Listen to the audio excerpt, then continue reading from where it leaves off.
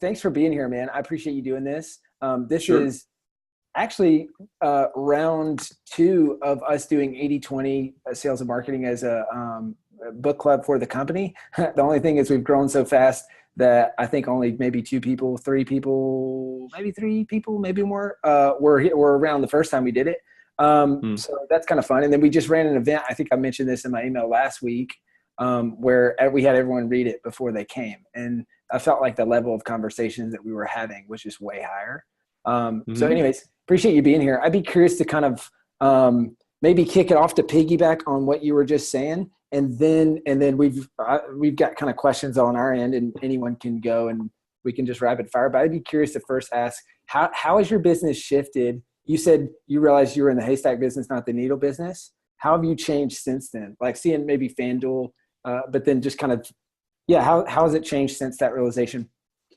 Well, I'm decidedly focused on helping companies have liquidation events. So a little story, when I was about 20 years ago, I got a job at this hardware software company, and I was the sales manager and marketing manager. I worked there for 4 years, and it was just this little, it was a smaller company than what we're all looking at here now. And we grew that business, and we sold it to a public company for $18 million. And I got some stock options, and I parachuted out. And so, then I got into the whole information marketing scene. And then that FanDuel thing, it was a little bit of a wake-up call. And I realized, you should be kind of going back and like take your existing business and make it so that it's facilitating more of those kind of deals, and get equity as part of your transaction. And I've been also working with Richard Koch for about 4 or 5 years, and I did a very famous seminar with him. We still sell the DVDs for $7,500 from that seminar. And it was an amazing seminar, and it was, how do you pick winners? How do you know which companies are going to go supernova? And Richard has a book called The Star Principle, which I think is one of the most underrated business books ever written. And it's a formula for finding winners. And the really short version is, you want a company that's number one in a market that's growing 10% or more. You don't want to be number two. You don't want to be number 3 or 4 or 5. You want to be number one, and you have to be in a growing market. If you're in a shrinking market, you're in trouble. And if you're not number one, then you need to carve off a slice of the market that's nobody's really attending to, and become number one doing that one thing. And that is a very reliable success formula. And that's how you find needles in haystacks. And so more and more of our business is working with companies that, if they achieve what they're trying to achieve, then we'll get a piece of the action when the sale happens. And so everybody's gunning towards a very specific goal. And of course, I still help lots of other companies, but really that's the focus of what we do. And it's a much different mindset than your typical, internet marketing. Give me some Facebook traffic, get me some Google traffic, all that kind of stuff. Cool. Love it. Who wants to take us away with first question?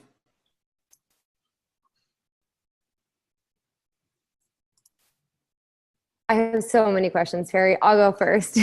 I'm really curious because to me, you're an expert. So whatever you say, I'm going to take in love. But in your own life, so it's funny because I'm thinking about this, like, you're not the expert on all of life, but to me you are. So in your own personal life, where do you struggle the most to apply 80/20? Just because I think what's been clear is this principle is relevant everywhere. So where do you struggle the most? And then how do you refocus, bounce back when you realize you're off in that area? Well, 80/20 is always counterintuitive to wherever you are. So I think it was like a big long ladder that sort of goes up forever. and everybody sort of Peter principles to their level of awareness. Okay.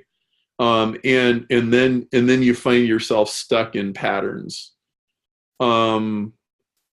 I think, boy, I'm trying to give you a really meaningful, well, okay. One of them is the difference between your stated goals and like your real goals, or how you actually behave. Like I would like to spend more time with my kids than I actually do. Like I'm a workaholic type personality. So I have to like definitively, say, okay, I'm going to play with my 8-year-old, and I'm not going to be preoccupied with, my other stuff. I'm going to be present. I'm going to do that. I had a guy who he went through a program we have called 30-Day Reboot, where you are not allowed to start your day on your cell phone, and you're not allowed to start your day in your email, and you need to do prayer, meditation, and reading and journaling, and and then you're cutting all these things out of your life. And this was Friday. I was in Boston and I saw him, and he says, Perry, I'm kind of embarrassed to tell you this, but he says I kind of, the cell phone addiction, like kind of broke that. And he goes, my son said to me the other day, Dad, you're actually listening to me.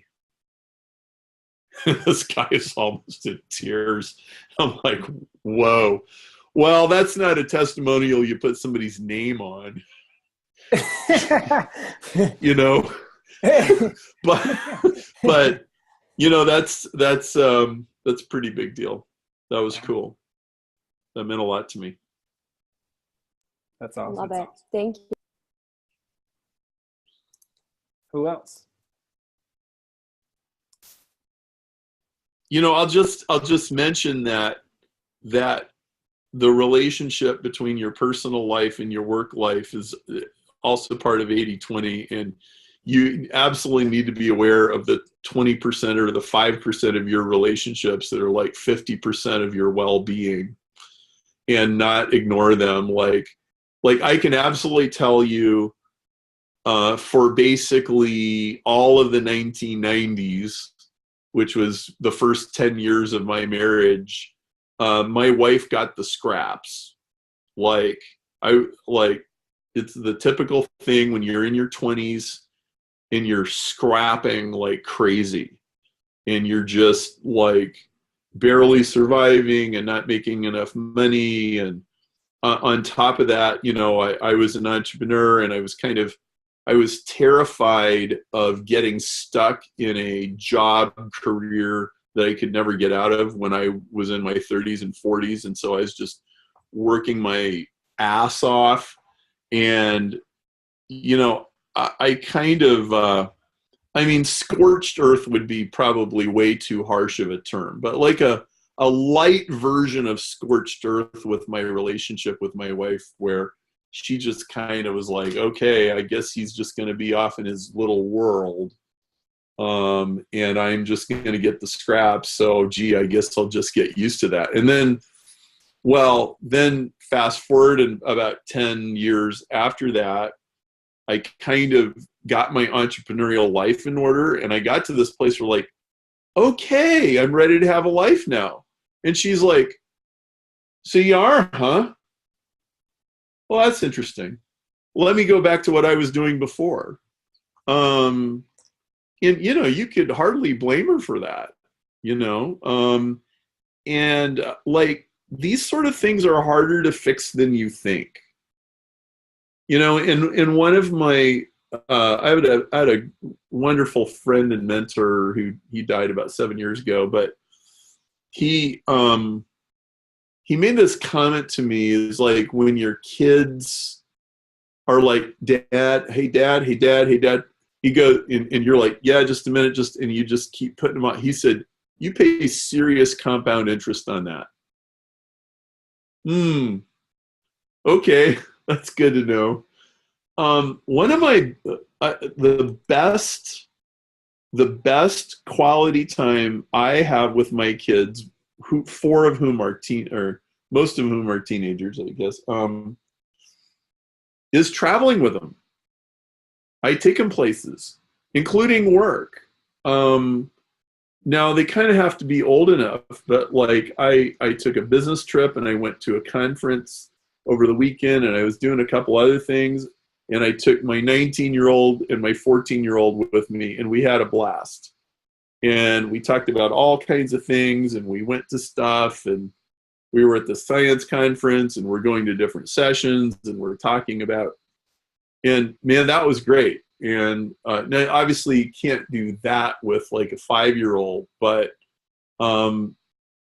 creative ways to engage with your kids, and that is absolutely paying off. So that's awesome. Perry, I was going to ask, was your wife the one who came up with Planet Perry then, or was that your term? Where it came from is John Mendoza coined the term Planet Dan, which refers to Dan Kennedy. And I started referring to it that way, and it actually caught on in Dan Kennedy's world. Then it was like kind of natural to use the word Planet Perry, and it has this alliteration, and so it just kind of caught on. And so it's kind of funny, but I clearly understand that my audience has a culture. It's not like just a mailing list or something like that. We did a seminar about a month and a half ago, and there was about 75 people at that particular event, and it was over at 5. The venue kicked us out at 6. And then we went down the street to a food court. The food court closed at 7:30 and they kicked us out. So we went to a bar. The bar closed at 10 and they kicked us out. Well, I went home. And by the way, so there was, starting the food court, there was like 12 people, which is 20%, by the way. Not a surprising number. Okay.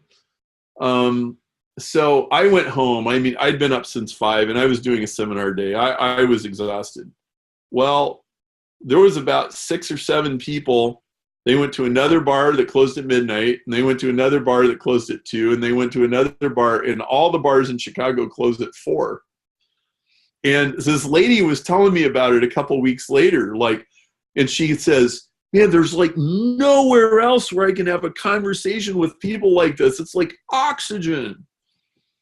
And I'm like, wow, well, yeah, that's actually what I try to cultivate, and Planet Perry people, they're kind of propeller heads, and they're intellectual, and they like to think about stuff, and they like numbers, and they like science, and they're fascinated with people, and they're into weird things like maybe NLP or whatever, and they just, there's hardly anybody at home where you can have that conversation because nobody else has any idea what you're talking about, or you can't go to the church potluck and complain about your $400,000 tax bill or whatever. And so, we have this weird culture, and it seems to get stronger and stronger. And maybe in the last couple of years, I've become much more aware of that. And when you create a culture and there's a lot of trust and common language, it becomes a very efficient way for people to get stuff done and be understood.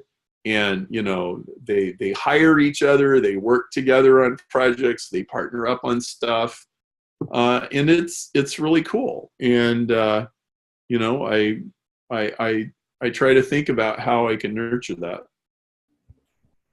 That's awesome. Love that. Did you have another question, Omer? I did have one other one.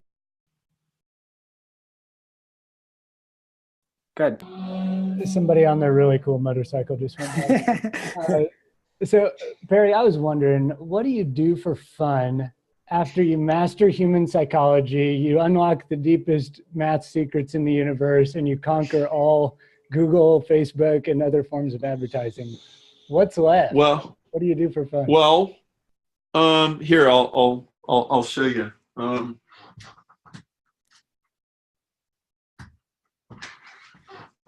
So I have this little acoustics laboratory in my house, and I'm always working on projects. So like this is a speaker project that I've been working on, and it's just one of them. Like I've got them all over the house. They're like children. They're all unique. And I started building stereo equipment when I was a teenager, and I found myself really fascinated with it. And then I worked in the audio business for a few years, and I decided I like this much more as a hobby than as a job. Like as a job, it's like kind of ruins your hobby. But a couple years ago, it was a Friday night, and this is something like it's usually on the back burner, and then I get it off and put it in the front burner for a little bit, and then it goes back to the back burner, and that's just was the normal pattern. A couple years ago, one night on a Friday night, I kind of got this inspiration, and I had some spare parts and stuff like that, and so I went to Home Depot and I got some stuff and I brought it home, and like next thing I knew, it was like 1:30 in the morning, and I hadn't even noticed what time it was, and I was just all occupied with it. And in the middle of that, the solution to this big marketing problem kind of snapped inside my head. And I was like, oh, that's how you do it. And it was like vaguely related to sound waves and stuff. Okay. And it turned into a whole thing, which is now an integral. I call it Maze 2.0. If any of you know what it is, I won't try to describe it. It was a big deal. And I realized that part of the creative process was engaging in recreational, stimulating activities that really like spark my imagination, like really get me into the flow. So one thing that I've realized is that if your work is intense and interesting and complicated and stressful and great some days and bad other days, and it really grabs you, your recreation needs to be equally stimulating, and it needs to get your mind off your work. Otherwise, you won't stop thinking about your work. And you have to stop thinking about your work sometimes. And you can't do it you can't do that by going to a really boring church service or guilting your way, you need to do something that's truly positively inspirational. Like, how about a rock awesome church service? Which is a suggestion that if your church is boring, go find a better one, okay? They exist, right? Or whatever it is that you do for spiritual stimulation. And I think a lot of entrepreneurs don't give themselves permission to recreate in a really exciting, stimulating way. And in fact, at the beginning of this year, I decided that I was going to do this seminar called the Rosetta Stone Seminar. And it was like, okay, everything in this seminar is almost, maybe 85% of it is in my head, and I just need to pull it out.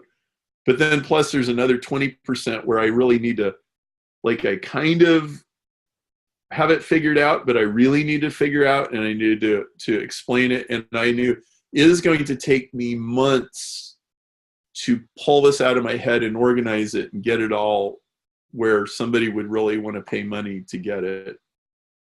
And so it was a lot of pressure, and it was like the clock is ticking. And so I kind of created this rhythm, and the rhythm was every day I'm going to carve out a certain part of my day to work on this. And it's going to be near the beginning of the day when I'm sharp and fresh. It's not going to be the leftovers, because this is really important creative work.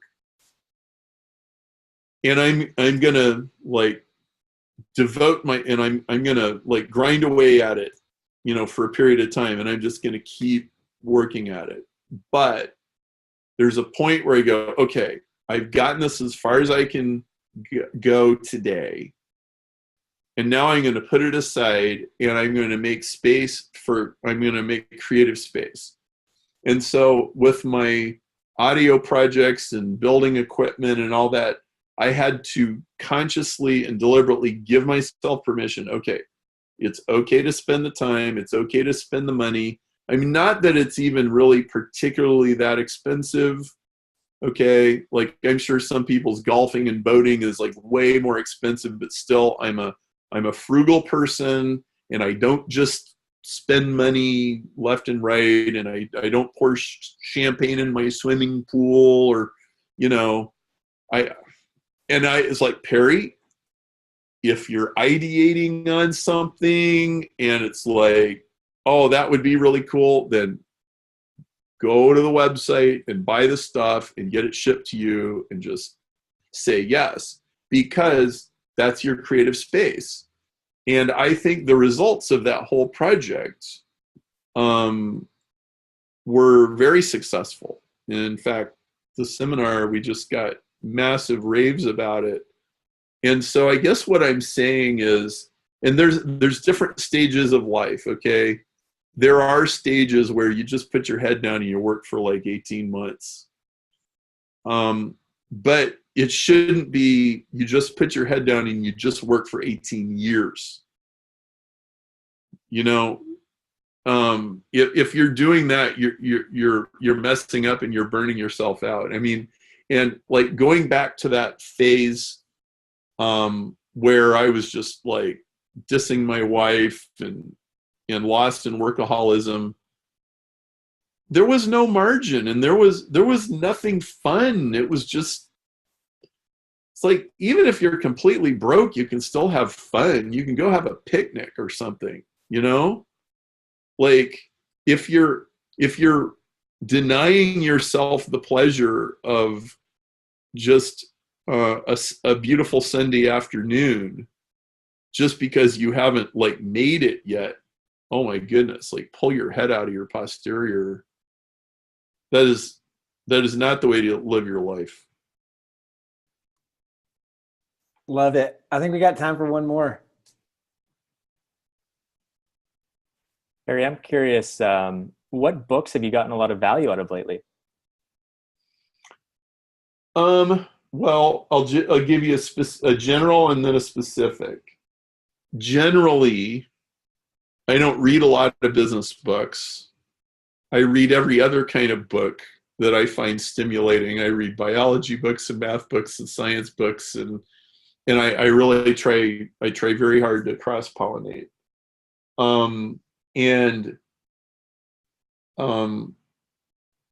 You know, the smartest people are widely read.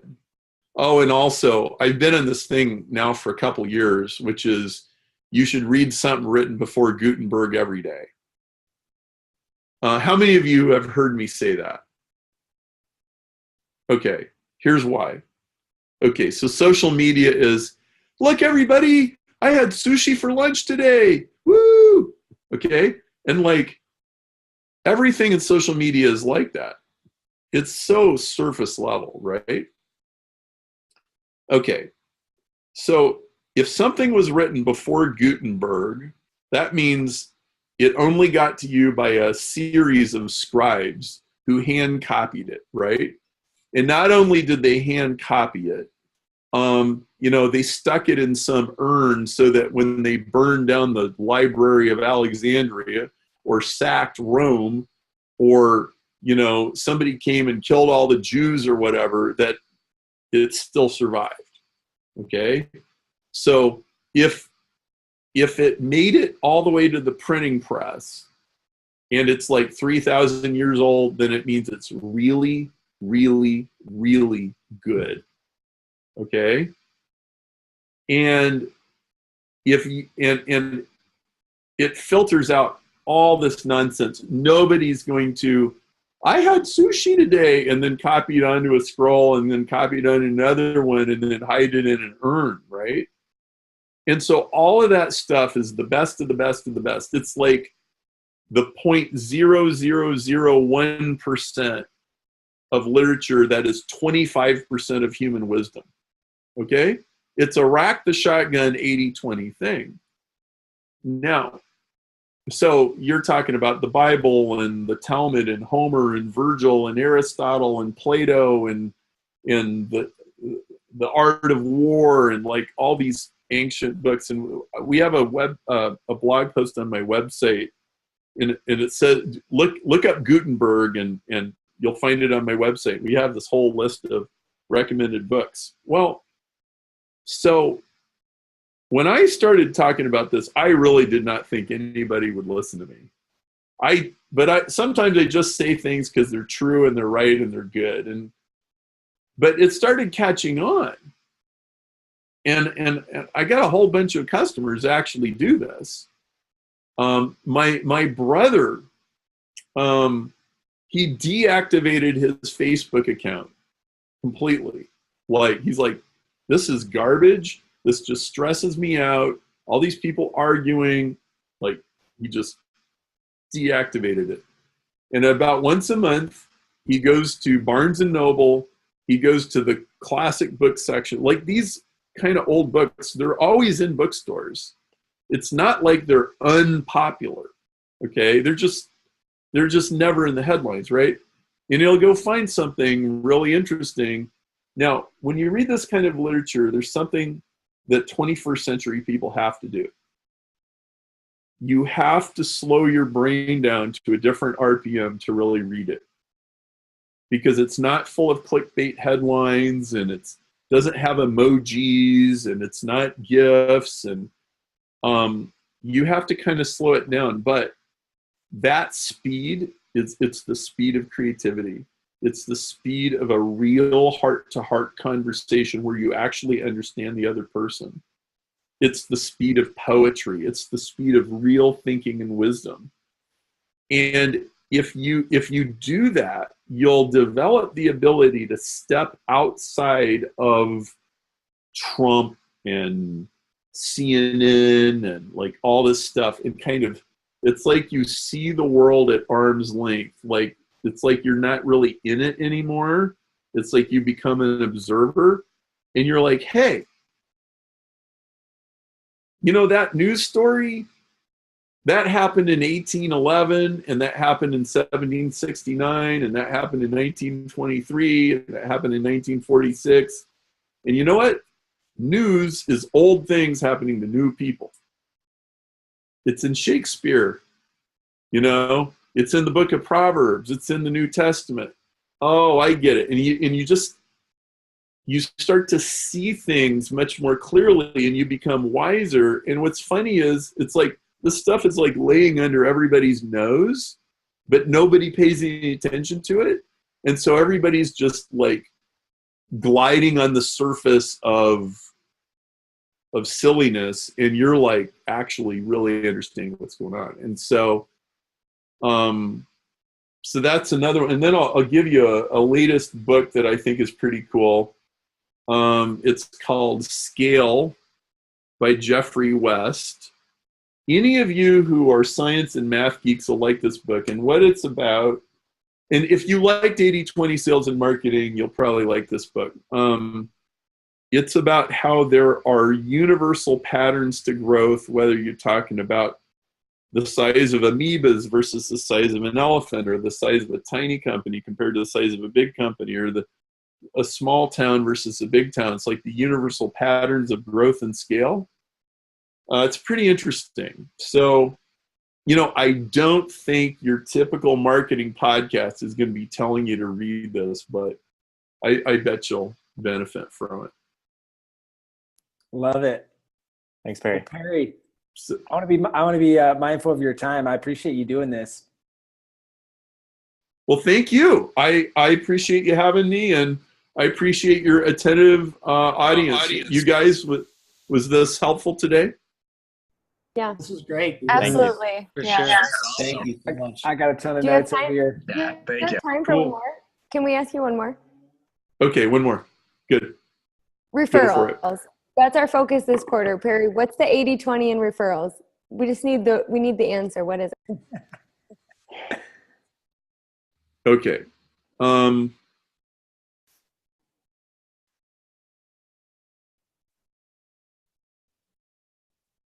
It is. So here's where my mind immediately goes, like top of the stack. Okay. When I wrote, so my Google book is called Ultimate Guide to Google AdWords, and the original version, when it was an ebook PDF, was Definitive Guide to Google AdWords. And I put that out in 2003, and like the Google AdWords space was ferocious, just like ferocious. Like there was like an ebook about Google AdWords coming out every 2 days. And so all these people are just piling on. It was just a frenzy. Well, there's a lot of little reasons why I ended up on the top of that heap. But the biggest one was that it simply did the best job of explaining Google AdWords in a practical sense and teaching you what are the underlying reasons behind just what makes it work, rather than just telling you to do something without even telling you why it worked. I really wrote that book to be a tool to master direct marketing. And so people got results from it, and it was natural for people to refer to their friends. Well, I think the way you get referrals is you go the extra mile. So let me give you an example of when I saw this work on me a week and a half ago. So a week and a half ago, it's my wife and my anniversary, 29th actually. And by the way, our relationship is a lot better than it was in the 90s. Okay. And it took a while to kind of get it straightened out. And so we went out to dinner, and we go to this restaurant, and we sat on the patio, and we were sitting in some place where the people inside the restaurant, it wasn't obvious to them that somebody was sitting at our table, and they forgot about us. And so we're sitting there, and we're like 20 or 25 minutes. And finally I stand up, I walk up to a window, and this guy comes, and he's like, oh, I'm sorry.